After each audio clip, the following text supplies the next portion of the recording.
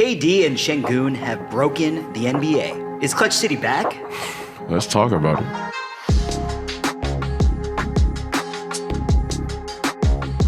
What is going on, everyone, and welcome back to another edition of the Summit State of Mind podcast, brought to you by the Apollo Podcast Network and sponsored by Underdog. Shout out to Underdog, daily fantasy sports. Make sure to use promo code SUMMIT and make sure to download that app. Have some fun. Today is Monday, November the 17th, and I'm here with my boy, the Big Goose, DJ. DJ, I don't even know what's wrong with you. Why are you laughing, man? I'm just happy because I have a great basketball team that we're about to talk about, man. That's why I'm smiling and laughing, man. DJ, how we feeling, bro? I know you had yourself a little rough weekend. Yeah, rough weekend. I'm back on my feet. 9-3.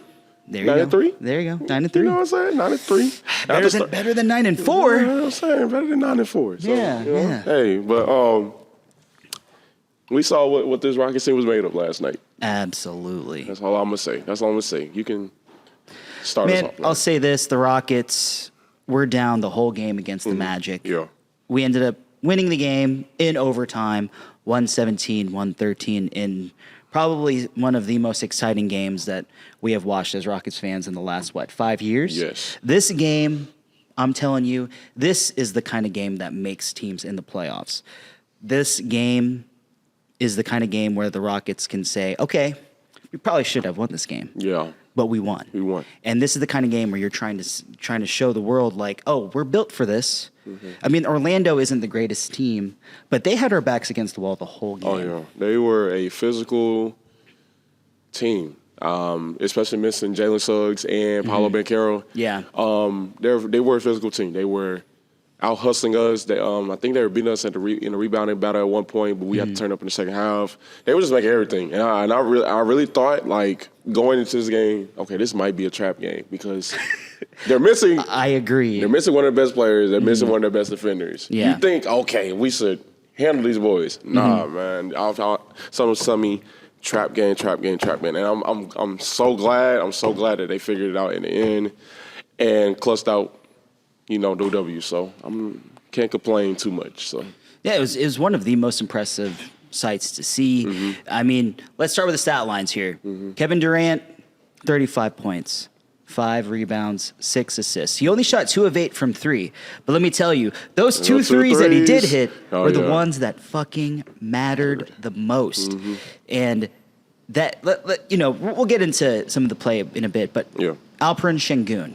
The complementary piece, the number 2 guy, or 1B, 1A, 1B, KD and LP, depending on how the games go. Mm-hmm. But LP last night, 30, 12, and 8. Almost another near triple-double. Just don't read the field goal, man. That field goal. Oh, no, I saw that. He shot 11 of 31. Yeah, but you know what? It's okay. Yeah. He was getting good looks at the rim. Jonathan Isaac, Wendell Carter Jr. Were defending. Agogo Patatse as well. Give him some credit. Tristan Da Silva. They were throwing a bunch of bodies out there. But these guys defended very well, and Alp was putting it out there. The fourth quarter, man, I didn't look at the stat line at all. I'm not going to lie to you. 11 for 31 was kind of crazy. Him taking the last shot in the fourth quarter, kind of crazy after that. But you know what? Especially after, I'm not going to say it's his fault that Anthony Black got the steal because they were kind of holding on to KD. And he did kind of fall. But, especially you put the team on your back. You say, okay, I fucked up. Let me go repay y'all real quick. And then he does that. That's how you know he's made to be a superstar in this league because, most players would have, fuck it, my bad, or beat themselves up about it. LP, what he did was, again, notice he made a mistake. I don't know if Coach had to play drawn up for him, but if it was, that was a great execution. He's definitely option B, probably. Option B. Of course they're looking for KD. But that pass was just beeline perfect. Yeah, it was. And shout out to Amen Thompson for that pass. Even though he didn't play his best game last night either, he still showed up in the clutch time, especially in overtime. I think he had a double-double. May be wrong, but it wasn't a pretty double-double. But it, you know what I'm saying?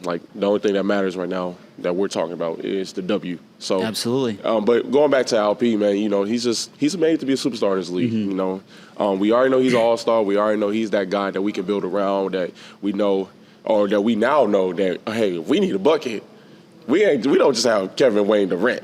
We got Alperen, no middle name, Sengun. We need to figure out what his middle name is. He probably don't have a middle name, but it's good to have two guys on the team that like, okay, give him the ball. Yeah.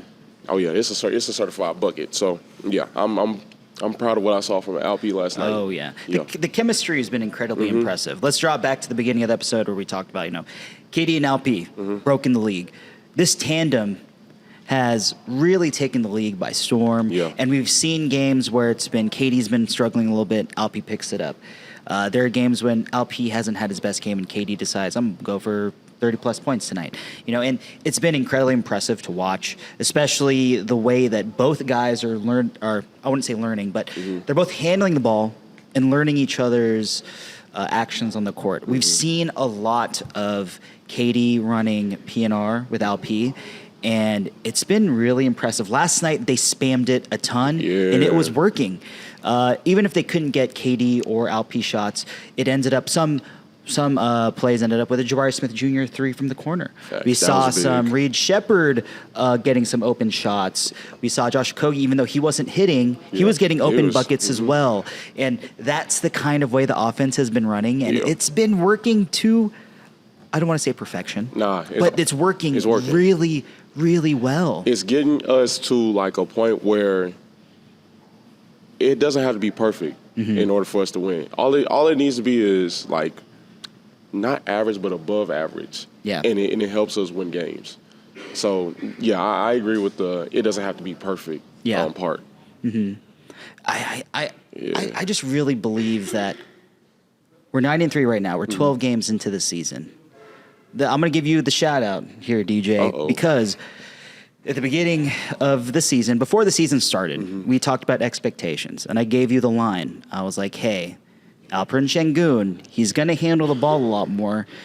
His career high was just below 5 assists a game before? I think it was like 6. Was it 6? 5. Maybe below 6. But right now, the boy's averaging 7.5 assists a game, and our line was 6.5. My man is shattering that number. I mean, 1 whole assist a game after 12. DJ. Watching his playmaking, especially at the top of the key, you saw that behind the back pass to Steven Adams after that offensive rebound. By the way, love LP. That was just a dangerous thing to do, especially in that moment of time. Oh my goodness, man! I just forget like LP does that, and he loves to do that. Yeah, and it shouldn't amaze me anymore if it like results into a basket. But oh man, that was just a dangerous pass to make. But I'm still like glad everything went our way last night. So. Yeah, we'll take it. Yeah, I'll take it. I mean, I'm not complaining. LP struggled quite a bit, but you know what? Like the way that KD picked him up when he was down and the way LP picked up KD when he was double teamed is exactly what this team envisioned when they acquired Kevin Durant. Seeing LP make that next level, it's been very impressive to especially see them in the huddle, the body language of both guys, and you can see the energy in which they bring and the energy that reflects on everyone else. The way that these guys are focused, we'll see Jabari Smith Jr., you'll see Amen Thompson, you'll see Reed Sheppard now, like the kind of confidence that Reed Sheppard has. We'll touch on Reed Sheppard later, but just overall, the way the team's been playing, like, let me tell you, the team has only lost 3 games, right? 3. They've lost to the Thunder, the Pistons, and the Spurs. And 2 of those teams are number 1 teams. One of them is the hottest team in the league, the Pistons. And then the Spurs with Wemby, before Wemby went out.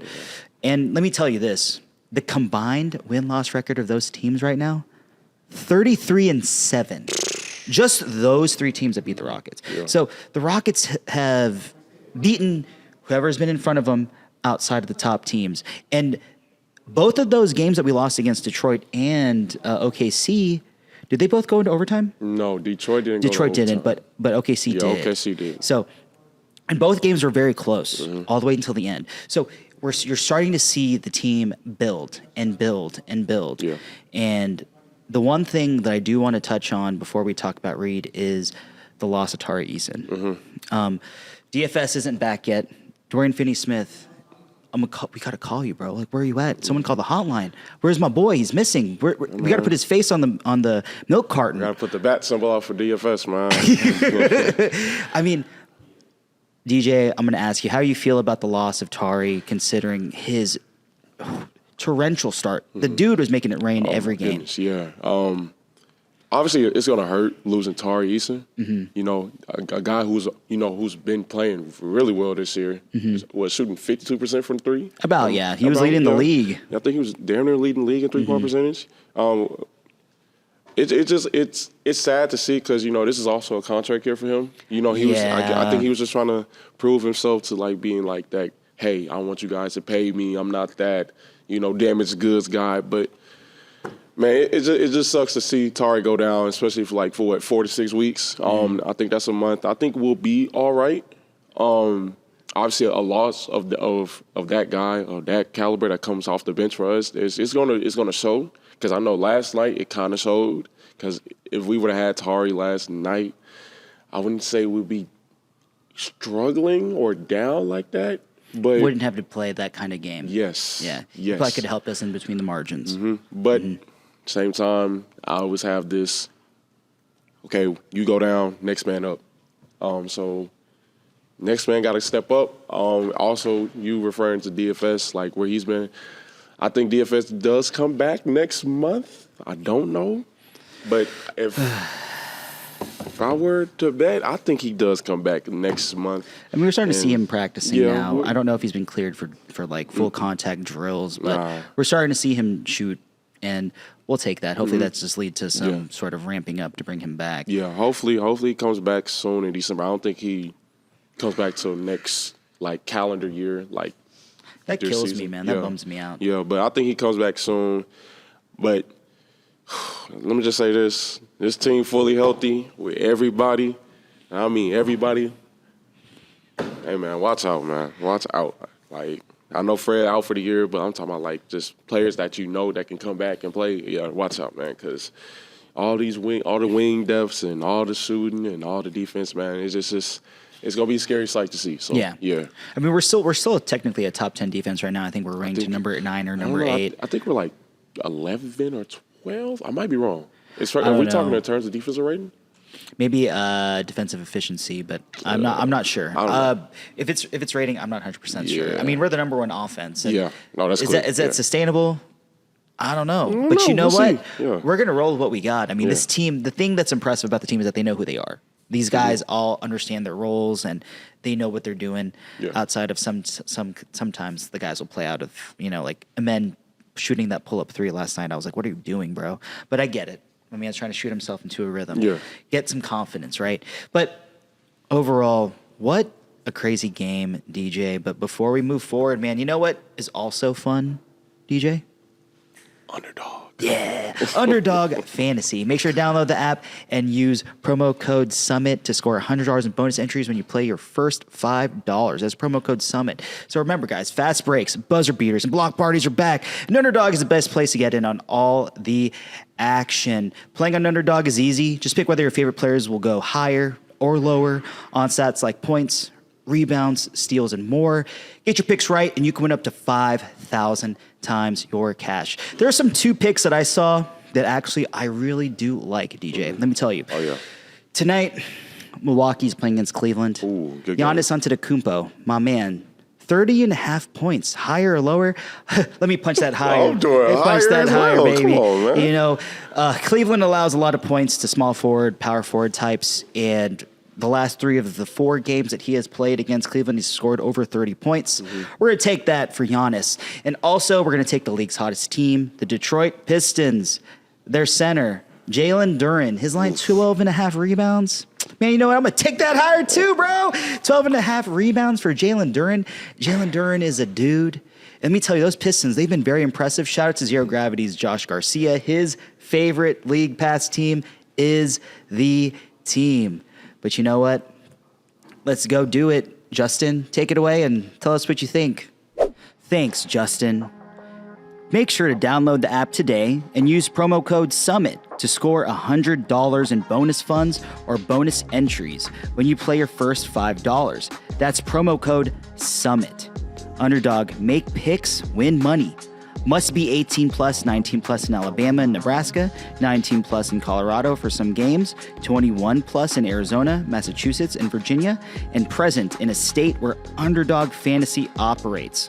Terms apply. See assets.underdogfantasy.com/web/play and get terms _DFS_.html for details. Offer not valid in Maryland, Michigan, New Jersey, New York, Ohio, and Pennsylvania. Concerned with your play, call 1-800-GAMBLER or visit www.ncpgambling.org. In New York, call the 24/7 Hope line at 1-8778-HOPE-NY or text HOPE-NY 467-369. We say that one more time. Text HOPE-NY 467-369. Now back to the boys. Dude, thanks, Justin. What a great ad read. And thank you again to Underdog for sponsoring this episode. DJ. What's up, man? Let me tell you, one of the most impressive people that I've just been incredibly impressed by, that I did talk a little bit of mess to start the season. My man's redeemed himself. Uh-oh. Reed Sheppard. He is our shepherd, leading the herd. Shout out to the Bible. Reed Sheppard, man. My man has been going off. He's been playing incredibly well. And let me tell you, man, I've just been so impressed with his play. DJ, can you tell me your personal feelings about Reed Sheppard? Let me tell you something. Looking straight at this camera right here. Look, tell him. If you sold your stock on Isaiah Reed Sheppard, don't go back and buy it. Don't go back and buy your stock on Reed Sheppard, man. And also, if you did not hop on the Reed Sheppard bandwagon, if you were not on Reed FC, do not come back, man. Do not come back. The man showed flashes last season. I understand his first game or whatever did not didn't look great. pretty. Yeah, he did not look great. I will ride with y'all on that. He did not look great his first few games. But guys, it takes time. And I am so glad that Reed Sheppard, a.k.a. the Shepherd, what else did you call him? The Shepherd that's leading his herd. The Shepherd that's leading his herd, a.k.a. Demon Reed, a.k.a. I'm not calling him Cocaine Curry because he is his own demon. Demon Reed has officially been he's officially put the lead on notice. The NBA's put on notice, man. Okay? Okay, shout out to shout out to Fred for taking him under his wing. You know what I'm saying? Hey, it's great to see Reed finally pop off against these boys. Because let me tell you something, people were talking crazy. People were saying he was a bust. People were saying Stephon Castle was we should have picked Stephon Castle. like, bro, what are y'all talking about? It's Reed Sheppard, man. Come on, man. Let me read these stats real quick. Read the stats, man, because y'all got me fucked up. Okay. The last 5 games for Reed Sheppard. Talk about it. He's averaging 16.4 points per game, 3.2 assists, 2.6 rebounds. Let me tell you my most impressive stat: 2.4 steals per game. Oh, hold on. Read the 3 points percentage. Okay, so he's averaging 52.9% from 3 in 27 minutes a game. And he's not even shooting high volume. I think he's averaging about 5 attempts a game. And it's nothing crazy, nothing like extreme out of the ordinary. It's still good volume. Absolutely. It's still some great clip. He's taking quality shots. Averaging 16 points a game says a lot about how far he's come since game 1. I mean, granted, against OKC, I spoke about it with Sheldon on another episode. That Reed Sheppard playing against Oklahoma City, your first game of the regular season, you're set for failure. Yeah, man, that's a major grade test. Like, absolutely. Like, again, I think Stone said it like before the season. Like, he's just gonna have to show up. You know what I'm saying? Like, this is not a development year for rookies no more or young guys no more. Nah, we're in this to win a ring. We're in this to compete for rings. You're in or you're out. Yep. And if you can't get on the bandwagon, or if you can't, keep up, then something's gonna have to give. And I'm so glad that Reed Sheppard has took notice. Like I said, against Oklahoma, first game? Yeah. Like full NBA minutes against the NBA champs, against one of the best defensive teams of all time, or whatever. Like an MVP caliber, MVP Shea. You know what I'm saying? That's a bad test. It's true. That's a crazy test. You know what I'm saying? It's a little unfair to him. And I think that everyone had a certain expectation for him. And considering the whole team aspect, our expectations might have been unfair. But we've seen amazing flashes from him in terms of the offense and the defensive end now. We have seen a little bit of the struggles, but the struggles are kind of like all a part of the development. And the best parts about his game that I've seen is just the way he's playing the passing lanes defensively. He's gotten steals, timely steals for that matter, that have really helped us when we really needed moments of picking up of momentum or to capitalize on the current momentum that we do have to put a team away. And I said it last time, he's going to hit a buzzer beater or hit a game winner at some point this year, the way he's been shooting. He's going to get his opportunity. KD or Alp will find him, and he will pull the trigger, and he will knock it down. Because even like last night, like the play where Alp threw the ball away to KD, I was wondering, like, why is it Reed had an opportunity there, too. Yeah, I don't think he was in that play that Alp threw the ball away, though. Like, no, he was there. He was at the top of the key. Wait. No, he wasn't. It was Amen, Steve-O, Jabari, and KD. Yeah. He was in the end, the last play that where Amen hit Alp in the paint. But it feels like his feel for the game, in addition to his confidence and understanding his current role with the surrounding players, is he's succeeding with flying colors. Yeah. And the one thing that I want to see is, we know that he's not going to play super great forever. What I actually do want to see is the bounce back from a bad game where Reed didn't play like himself. Yeah. He's still young, but I want to see the bounce back and see how he responds to that kind of adversity. I agree. Because let's just say he drops maybe 6 points of bad efficiency. What you going to do the next game? Like, are you just going to be a man, or are you going to be a mice? Are you going Are you going to be a man, or are you going to be a mice? You know what I'm saying? Like, are you going to drop 6 points again, or are you going to come out the gate and give us great defense with 15 points and some great three-point shooting? Like, I agree with that take. I want to see consistency. Oh, I can't speak.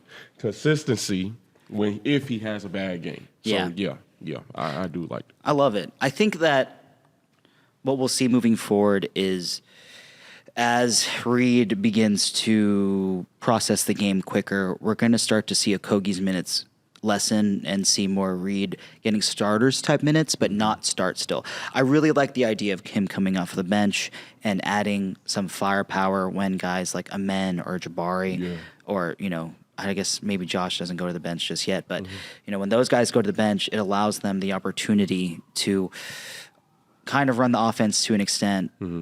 Because he's been driving to the bucket.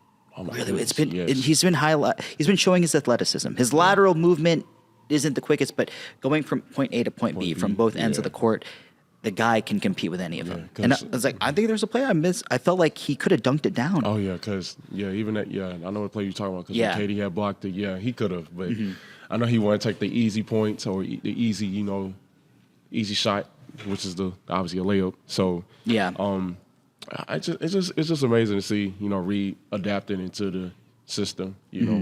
Saying, okay, I need to wake the fuck up and give these boys or give this team what I can or I can show this team what I can do. That is a 52% 3-point shooter coming out of college. Yeah, man. And he's averaging 52% right now. So that's pretty much on par compared to his college performances. But DJ, we're gonna move forward, man. Let's go. Before we go home here, we got to touch on a little bit of the next game. Oof. Your Houston Rockets are playing against the Cleveland Cavaliers. Uh-oh. I want to know what you think. Okay, let's do a prediction. Prediction time, everybody. I know this is your favorite time. Predictions. DJ, predict the final score and who will lead the team in scoring? We got a gauntlet coming up. We got a gauntlet coming up. We do, yes. We got Cleveland, Denver at home, Phoenix away, then Golden State. Yep. For those 4 games before Thanksgiving. Yikes. In Cleveland. I think what time's the game? 6 p.m. 6 p.m. tomorrow. Game in Cleveland on Wednesday. We get that dub.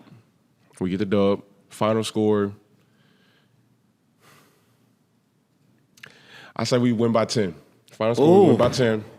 And our leading scorer will obviously be Kevin Durant. Like, come on, can't nobody on that team hold Kevin Durant, man. They gonna put DeAndre Hunter on Kevin Durant? Don't do that, man. They gonna put Donovan Mitchell on Kevin Durant? Don't do that, man. Don't do that, man. I think Sengun, love the kid. I know Mobley and Jared Allen. Yeah, that's a tall task. He cooked them last time they played in Cleveland. He cooked last time in Cleveland. I don't know. We just have to see. But obviously, the leading scorer will obviously be Kevin Wayne Durant from the DMV, two-time champion, MVP. Look, a multiple-time All-Star. Y'all already know, man. KD gonna be the leading scorer, man. I like it. I like what I hear. I'm gonna roll with the Rockets will win 117-110. Mm-hmm. KD puts up, let's say, just a calm, collected 32 points.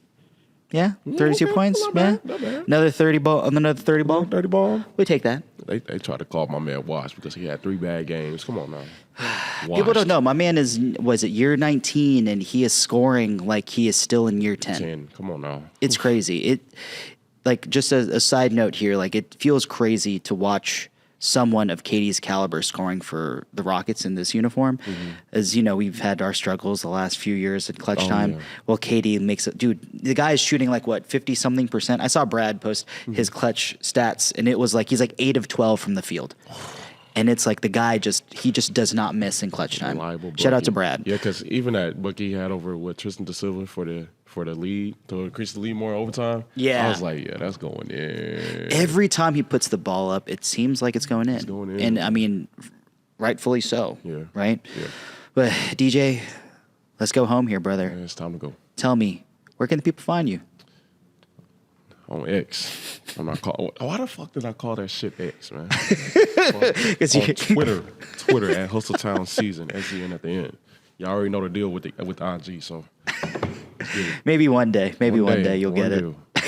Everybody, make sure to follow me on all socials at JP_Mirabueno. Make sure the podcast on Twitter at Summit SOMPOD.